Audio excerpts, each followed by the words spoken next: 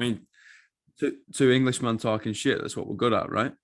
Yeah, yeah, pretty Yeah. much. Yeah. The sense of humor is. I didn't know the sense of humor of English people or British people. That kind of region in general was different until leaving home. Oh yeah, big difference over there then. Yeah, it's massive. Like you can't be like super sarcastic or dry or a bit like because we're a bit aggressive, aren't we? With Yeah. our sense of humor. You know, it's like I'm gonna rip into you, but it Yeah. actually means I love you. It's a really weird thing, but Yeah, it yeah. is. Yeah, yeah, I know exactly what you mean. But yeah, it's interesting that it doesn't quite. Yeah, if it doesn't translate elsewhere, then yeah, trying to slot in and amongst that, it's quite yeah, an interesting task. Yeah, we don't usually slot in. That's the thing, Ben, though, isn't it? Yeah, Like we usually just stand out like a sore thumb. yeah, and make But do. yeah, we're also the jokers in the room. So I'm really interested in the whole mobility stuff. Right? How did you get into that type of stuff? How do you train? You know, how do you coach people through that? Like, talk to me. Yeah, I guess it started. Well, I started training just generally in a gym like most lads do, I guess, when they get to like late teens, and it's all about weights and wanting to get bigger, wanting to get stronger, and that's kind of the vibe. You go to the gym with your mates, you know, there's three of you circling around like a chest press machine, and that's kind of where it starts. And I kind of went down that road for a good few years, I guess, and just mainly with that kind of focus in mind. And I guess I felt good from training, you know, and just getting stronger, getting a bit more muscle and so on. But I guess later down the line, kind of fast forwarding to probably I don't know around mid-20s, late 20s, I just kind of felt that my body wasn't uh, it didn't really, I couldn't apply it to more kind of, or less linear type patterns. So, for example, I went to a yoga class when I first started working in the gym, when I started as a PT, and it was just like mind blowing. I've like chuck a couple of dumbbells on my hands or a bar, and I'm good. Like that was comfortable. I knew kind of where I was at, but you stuck me on a yoga mat 10 years ago and I was just like, what is this? Like it was just crazy. Just the it wasn't even I guess even with yoga to a degree, you're on a mat and patterns are pretty linear in a sense. Like you're kind of within a fairly small amount of space, but even so, the demand you can be placed under, especially when your body's not used to, I guess like anything really. But I think that was kind of like a bit of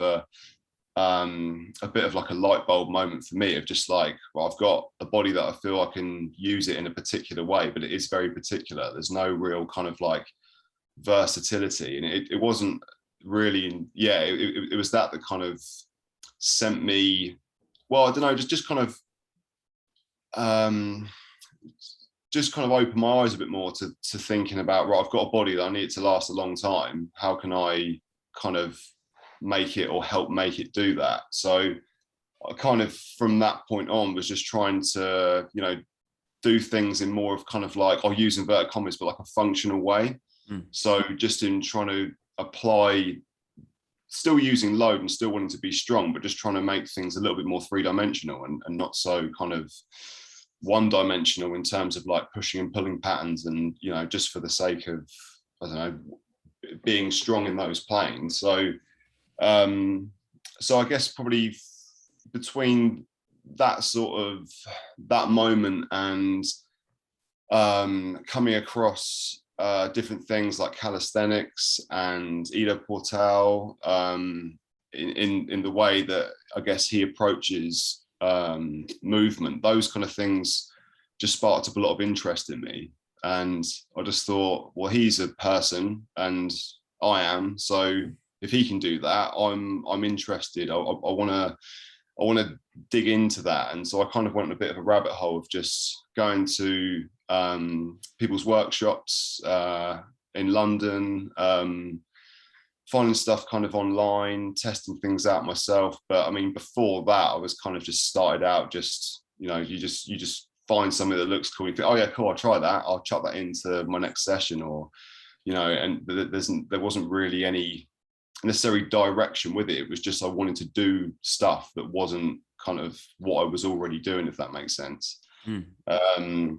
So I guess everything I do now pretty much orientates around being stronger, being more flexible, and I guess applying the body to moving. So and I guess you kind of using that that kind of methodology, I guess, in a sense, or at least trying to fit things under those sort of titles. It's not, for me, it's not limited. It's completely limitless. Like, strength doesn't mean like how much can you deadlift, or flexibility doesn't mean if you can't do the splits then it's not relevant, or movement, it's like if you can only do like what are the top 5 things, it's like they don't really come into it. I mean, you can gain experience from those things and they definitely will serve a purpose, but I think I always just try to keep in mind that everything will feed something else. Like there has to be a purpose behind what you're doing, otherwise kind of what's the point? And also the interest in that subject, or in, you know, moving in that way, or it just falls by the wayside, and then it's just like, so yeah, I guess in a nutshell, I went from a lot of kind of weight training orientated stuff for a long time, and then the last, I guess, kind of 5 years I've kind of dug more into body weight kind of orientated stuff, mainly like hand balance and like locomotion and gymnastic kind of strength training, and still use weights and a barbell really for like lower body stuff, because I enjoy that. I enjoy what the body can do in that scenario, but yeah, so just quite a mix, really. Wow. I mean, I think a lot of people get it wrong, right, with the whole strength training, because it's all it is the body's ability to generate force, right? And they're like, oh, all I can do is the big 3, like the squat, bench, and deadlift. I was like, no, that's powerlifting. I was like, oh, okay, maybe I'm going to get a bit more dynamic and a little bit more mobility in there, and I'll snatch and clean and jerk. And you're like, no, that's weightlifting, right? I was like, oh, I'll do odd object and I'll pick up a stone. You're like, that's strong, man. And it's like, they're all like niche things, right? Yeah. And if you want to be like, if your primary goal is strength, then you're not going to spend all the time on the bar. And like kind of getting that into people's heads is a tricky thing, right? Because, you know, it's all sexy seeing the barbell bend and, you know, this absolute mutant come out and squat, you know, like Ray Williams or something, squat over 400 kilos. It's sexy, right? It's cool. But so is someone doing like a hand bounce on one hand upside down, and you're like, what is going on? Like that's still showing strength, right? Absolutely. Yeah, I think it's definitely like multi-dimensional. As you say, like it very much does. I think when people do think strong, they think, okay, well, how heavy? It tends to relate to an object. It's like, how heavy can that bar be, or how heavier dumbbells can you press, or I don't know, pulling a sled or something. Not that those things are bad. I think it's just more the context of the application. Like, and it's interesting when you get when working with someone who, I guess, comes from that kind of background, and that's been their kind of mentality, or that's how it's been forged, at least. And it's interesting in getting to a scenario and just slowing things down is one thing I really try and emphasize, in kind of stripping things back and working under control. So like just slowing the tempo of something. To some people, it's just like, if you ask someone to say, I don't know, if it's a push-up, for example, I'll always demonstrate what it is before I'm going to show them, regardless of what the exercise is, of course. But say for like a push-up, and you see it so often that the tempo is almost like it's non-existent. It's like a rebounding from the floor, like elbows like 90 degrees, and just rattling out reps. And it's not that there's never really been an emphasis from, even back when I learned, you know, doing a PT course, of like scapular stability and efficiency, and even the mobility of any joint in the body. It's all very much like this is a lat pull down. These are the muscles it works. It goes in this direction and back up, which is fine. And that's not that there's nothing wrong with that. I mean, and for some people, I remember even back on my PT course, there were people there that had no experience of exercising themselves. So, you know, you've got to find a level that I guess suits, you know, a room full of 20 students effectively. But I think that just some fundamentals back, you know, on that level are just kind of missed. So yeah, I think down to, I think like I say, like on with technique and tempo and all those kind of things, when you get someone who's so used to, or they're molded to kind of like a particular form, like it's very like military style, just like bang, bang, bang, like just going for it, just because that's their sense of building a workload. Whereas it's like, no, okay, think of like pelvic position, think of where your scapula are, what your shoulders doing, where's the tension like in the body, what's the shape. There are so many different things just to, even just on that one movement, a push-up, you can pull it apart, and even probably further beyond even how I would probably coach it. I mean, to me, it's because I've probably taught it in a particular way for so long that someone else would probably look at mine and be like, okay, well, you could actually do this, you could actually do that. It's like, oh, okay, cool. Like there is actually two more pieces to the puzzle, for example. So,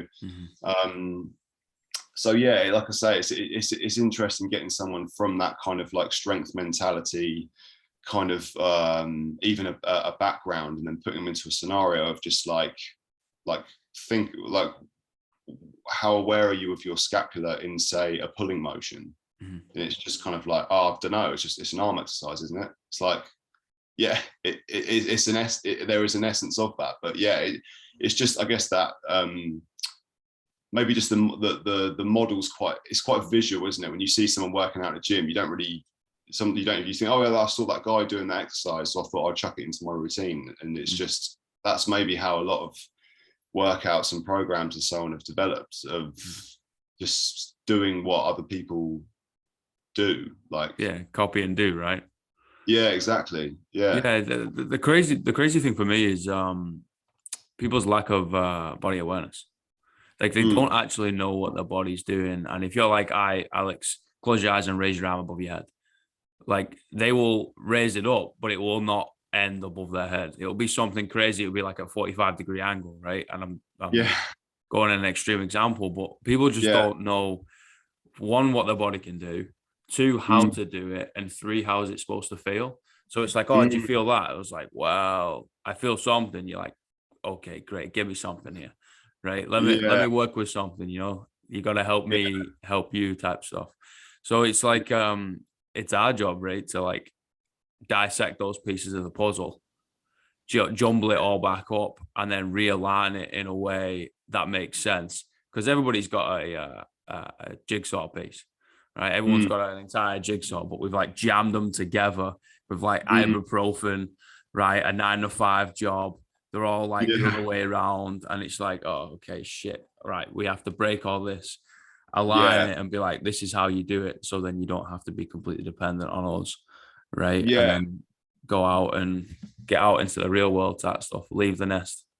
Exactly. That's it. And I think that's quite an emphasis of mine on, you know, if someone comes to me and say they want to, I don't know, be able to do a handstand, for example, I think sometimes there is that expectation of like, oh, because I've seen you do it, I want to do that. Yeah. And it's like, I think there's almost sometimes a high, not a high expectation, but I think that sometimes a lack of appreciation for how much work something like that takes. And yeah, it's you see a photo, but you see photos, you see videos of it, you know, throughout Instagram, and it's become quite a popular thing for people to want to learn. But it's, for as simple as it looks, it's not easy, and it does take a particular amount of focus, amount of time, amount of dedication, and kind of, you know, like it's all about the rough with the smooth. Like some days, even for myself now, I've been in and out of, you know, practicing handstands for probably 5 years, and some days I can catch every other, for example, like worst case. Others it's like 10 kick-ups, and I'm like, why am I still not up there? Yeah, And that's 4 or 5 years of compounded work, you know, that it's and it really which is good for me, because it kind of just it puts, it kind of keeps your feet on the ground, I think, of obviously not in that sense, but like just in general of like you're like, yeah, this like it's never just up, it's never just like a steady incline of an escalator up to, you know, wherever you're aiming for. It's, you got to take the ups and the downs. But that's one thing that I've come across a bit over the years of just like, if someone wanting to, they'll give it, you know, a few weeks, maybe even a few months to just probably maybe not appreciating how hard work even some of the basics are, even just like you were saying about putting the pieces together. A lot of something like that looks so simple and effectively is more or less still in an image, or looks so simple, elegant but simple. But yeah, there are a lot of components to it, and it kind of goes for anything, right? Like even within, because you're like big into CrossFit, aren't you? Weightlifting mainly, yeah. But Yeah. you know, I still do some sort of workouts. You know, just jump in with the crew, like I coach. So, you know, you've got to be seen to practice what you preach and all that. But I don't like the burpees. I just like the barbell. Yeah. Yeah, that's a long gone movement, I think, of in my dictionary of Yeah. of ways to exercise, I think. But anyway, but yeah, it's even from like something that may be more kind of A to B in some, you know, like simple lifts, like they look simple, like a deadlift, for example, like a squat, but you know, there are things that you can make it as technical as anything. You can almost probably go beyond really in just refining the details. But but there are definitely some tick boxes that people do neglect. It's just like trying to pull the bar from A to B, or trying to, you know, squat with a bar A to B, and there's just tiny little things that just people have just, I guess, just have adopted over years of not doing those things, or just lack of awareness. And yeah, like you say, I think it's our job to just try and straighten out a few of those mishaps, I guess. Yeah, it's a difficult one too, right? Because like everything now is kind of taught to get there quickly, right? Everybody wants the shortest route there. You know, we're trying to beat Google Maps to the destination, you know. I mean, that is a challenge, but you know, like fucking TikTok with like 3-second reels and shit. Like your attention span is so small that they want the result. They'll come into you, right? Say, for example, I'm a complete newbie and I come into you. I'm like, oh, I can see where you are, but I'm going to address it as days and weeks rather than months and years. Yeah. And it's a really difficult thing to get into someone's head of like, all right, great. If you like jump steps, you might be able to do it by fluke, but the potential for you to get injured is pretty much 100%.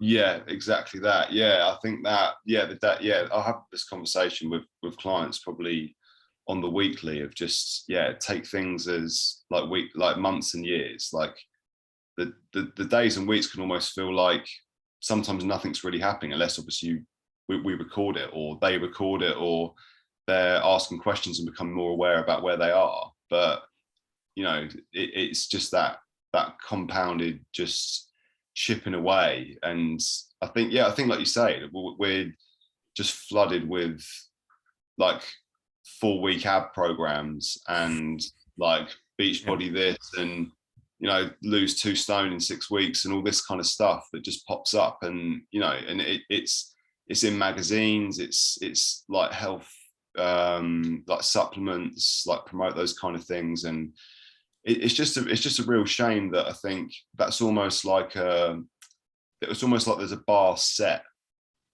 for that people have to deliver.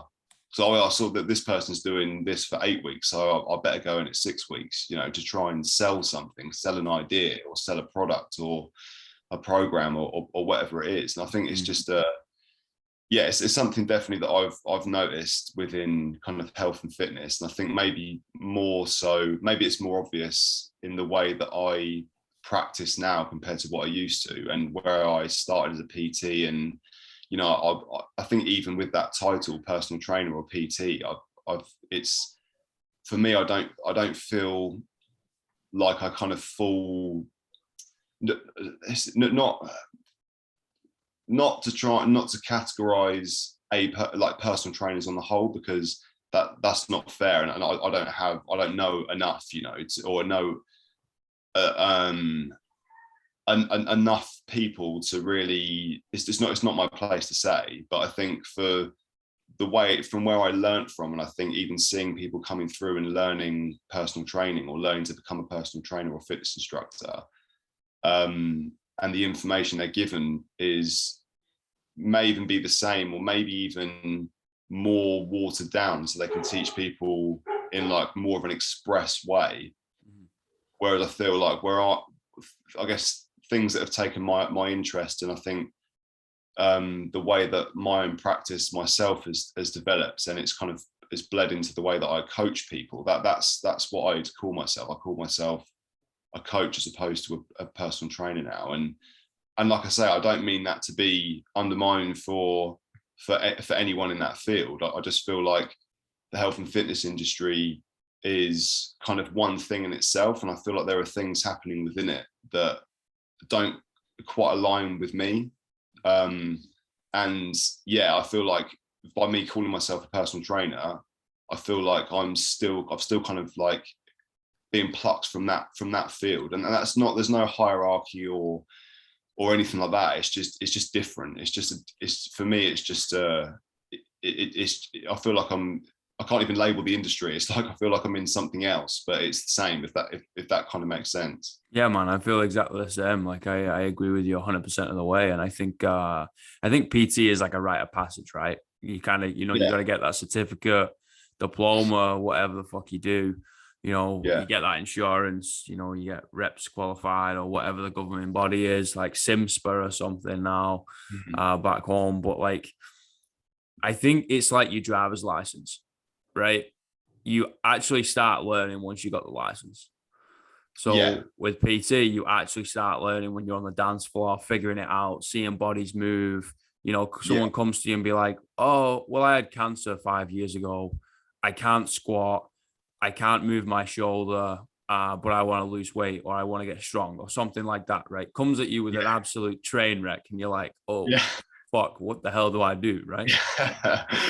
And you just got to like figure it out, and you got to learn people, and you got to develop like the soft skills. And that's something that really stands out to me with all the qualifications. Like, no one ever talks about the soft skills of like how to actually communicate with people, and eye contact, ask about how the fucking mom and dad's doing, or something daft like that, right? Have a joke with them so they crack a smile, so then you can't cut the tension in the room with a knife. Just kind of make it a little bit friendlier, so then when you kick them in the ass, it's not like a dictator at the front, right? It's more of this person's actually here to help me. I'm going to invest a bit more time and energy into it and effort. And I agree. Like, coaching for me is the whole thing, right? It's everything like outside the gym. It's caring about the individual, whether it's their physical state or their mental state or emotional state, right? Like it's kind of everything. It's difficult because you kind of stepping on other people's toes, and you don't want to, of like counseling, psychologists, and we need to be able to refer if shit really hits the fan, right? But we're the first part of call at the end of the day. Like, we're kind of like a jack of all trades, kind of have to juggle them all. We're the jester in the middle of the circus, just like we're kind of keeping this together, kind of, maybe. But I mean, if shit really hits the fan, we're just gonna point to the exit. Let's be honest, and be like, you go to this person, you go to that person. We're gonna listen to you. We're gonna help you out. We're gonna give you everything. But like we said, we got no degree in psychology. Right. Yeah. It's not like you're a qualified counselor and done X amount of years of studying. So I think I really, really fucking hope in like the next few years, it's common for, we'll call it fitness professionals, right? Because that's what we are, to have like a network of people outside who are like, yeah, okay, a chiropractor, we've got all that. A physiotherapist, yeah, we got that. A GP, yeah, we got that. But we also got like psychologists, counselors, even like free groups you can go to, right? So you got all these like resources, and you can kind of network with one another and then defer on, and we're like, right, I got Ben coming to me, right? I can kick his ass, I can make him squat better, but at the end of the day, he's saying some daft stuff. He needs to go see somebody, right? What you gonna do? You're gonna talk to him? Like, yeah, of course you're gonna talk to him, but we also need that network of the referral.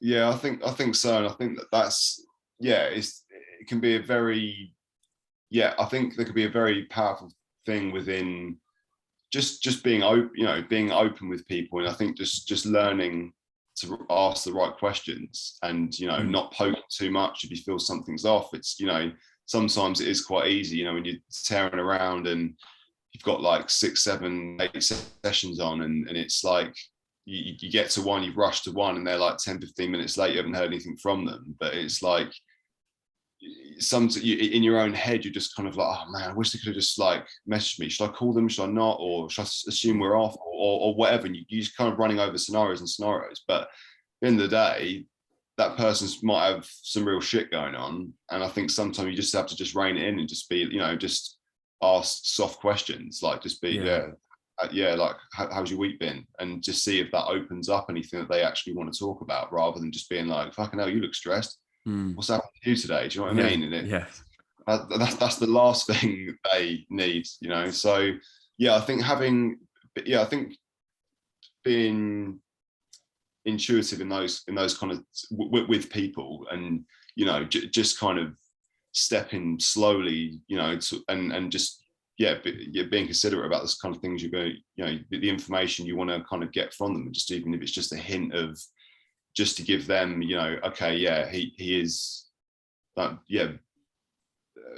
he is like worried or concerned or just looking out for me. It could just be, or just, oh yeah, no, he's just nice guy. He asked how my day was. But and if they want to elaborate on something, they can. If not, then just like you say, it's hard. Like you said about that kind of point of referral of like, unless I guess, even if they did open up and say, something, I mean, I can't even think of a scenario off the top of my head, but how it's then the approach on that answer, isn't it? Of just like you thinking, Jesus, they need something more, like something more than what I can give them. But I mean, where's the entry point for that? I don't know. It's quite a fine line, isn't it? I guess, but yeah, man. And I mean, at the end of the day, we want to give the best service possible, right? That's why we're in the industry we're in. Like, we're underpaid, overworked, but also fucking love the job,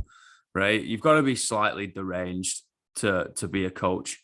I think you've got to be some sort of like, you've got to be playing with a few cards short of a set. I'm sorry, but we've all got like 48 cards in a deck rather than 52.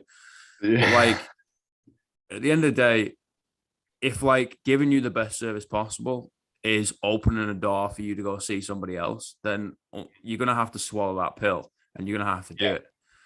I'm not saying I'm going to close my door so you can't come back, because like that's still going to be open, and we'll even go together. You know what I mean? It's like, oh, if you really are struggling in whatever, it could be like physical, it could be mental, it could be whatever.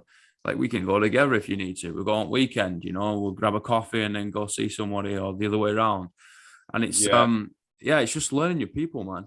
And I think that's a really special thing, because I don't think it can be taught. Those little soft skills that probably go through your mind every time someone comes in, or even before. Like, I don't think it can be taught. So I think it's a really special thing.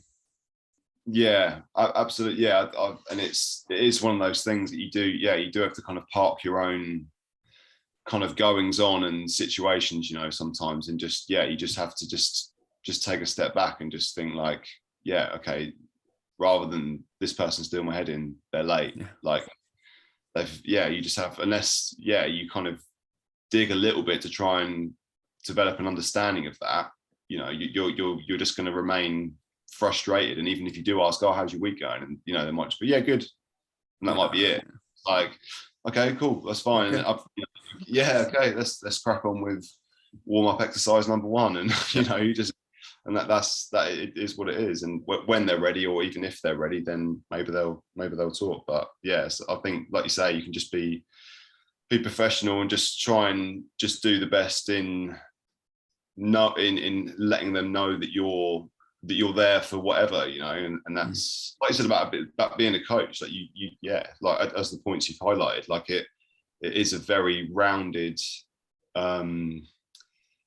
job in that sense, and like it's not just turning up with a few notes and a spreadsheet and, you know, taking someone through A, B, and C. It's yeah, you've got to be a lot more adaptable towards that. And I've maybe in a sense of just the way that I guess the way that I've taken my own practice and the way that it's kind of continuing to go, in that there is this kind of element of versatility on a physical level. I think that I find that helps kind of feed back into or feed the loop of being versatile, even if it's just within a, you know, a thought process or just a way that you would normally answer something. It's kind of like, well, maybe there are, you know, a few other perspectives, you know, in and around that, or what you think isn't golden. It's, you know, I think it does kind of, it does bleed out into other things. And yeah, especially as being a coach, I think that's important to, yeah, just to be as versatile, you know, mentally, or how you know, in your coaching methodology as it is, I don't know, the use of the body. You know, I think it all feeds one another. Yeah, fuck yeah, I couldn't agree more. Like 100%. Like it encapsulates so much, and it's kind of a gift that keeps on giving. You know, you're always going to be pissed off at something because you're always learning something else, right? Yeah, that's coaching, man. But I fucking love yeah. it. Yeah. No, yeah, it's great. Yeah, it's yeah, it keeps me on my toes. That's for sure. Yeah, Oh it's yeah, good. and out of Yeah, trouble. Well, tries to. We're yeah, English. We always find trouble, or maybe the other way around, causing it. I yeah. got 3 questions. Right. What's the greatest piece of life advice you've ever received? Life advice. Why you throwing that at me? I I think whether this came from an actual individual, whether maybe just reading it, coming across it somewhere, I think is being like true to yourself, like in like what you seek, what you kind of, what ticks your boxes, like to you personally. Because I think, you know, you can really steer in a direction of where, you know, your mates are doing one thing, for example, and you're just like, that's cool, but it's not for me. And I think it's you, and in the way I guess that I train or practice or exercise or whatever kind of category it falls under, it is seen to be different to what other people do. And I think, and that there is, you know, not so much now, but when you're first kind of like learning, and you know, you're I know a coach I had previously of just like, you know, like, oh, just send me a set whenever you're doing it. That was kind of the model of film a set, submit it, and I'll give you feedback. It was kind of part of the model of the coaching I was following. And at the start, probably 18 months ago, was like, you're in the middle of the gym and you've got like some spine wave context with like arms flailing around all over the place, and you haven't even got it, and you just like, oh my god, I'm like stood in the middle of the gym just like, what am I up to? What are these people thinking? And it almost stops you from actually showing your interpretation of that thing. I was like, at the end of the day, I was being coached. I need to show kind of what how I perceive that kind of model in my own practice. And so then I started, you know, I'll be filming stuff at home and just trying to get it right before going back, you know, to the gym. And then if I did it in public, I'd feel a bit more confident about it and whatever else. But kind of going from that very sort of early point and then into, I guess, more like later down the line of just like, I don't actually really, you know, it's more, it becomes more about me knowing what I'm doing and if it's suitable for me. I think I've learned that a lot over the last, probably in the last year, 18 months, of just like, if you've got something you want to do, then you don't have to do it behind closed doors. You don't have to do it at home. You don't have to try and make something look cooler than what it is. You just do it in your own way. So I think